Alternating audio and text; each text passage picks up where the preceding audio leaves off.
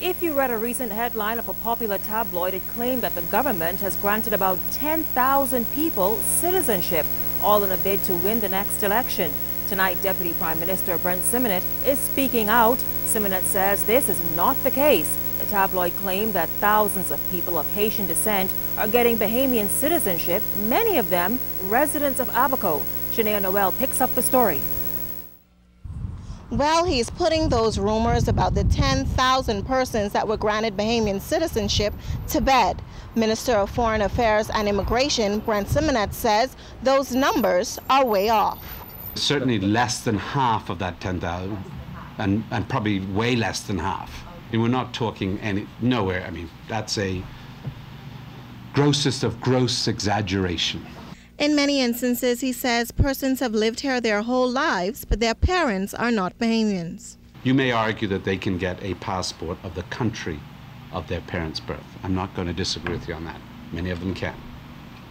But many of them went through your school system. We have a policy in the Bahamas where people who are here illegally and legally, non-Bahamians, can go to schools, hospitals, and are not apprehended by immigration in the areas of churches, schools, or hospitals.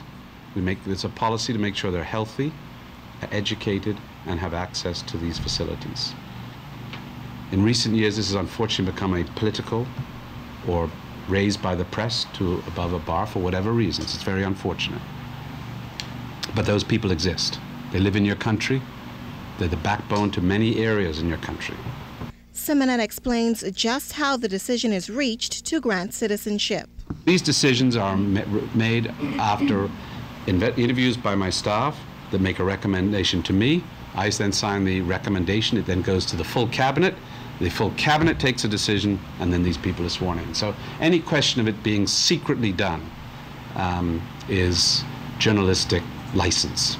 While over the years many have made regularization a political issue, the Deputy Prime Minister stressed that this exercise has nothing to do with elections, but rather reducing the backlog. It has nothing to do, as I have said before, with the election process.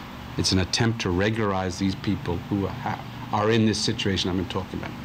We hired some 13 persons over the last, I think, 6 months, who've been working on the 4th floor of immigration since the press mentioned which floor it was, working in the conference room.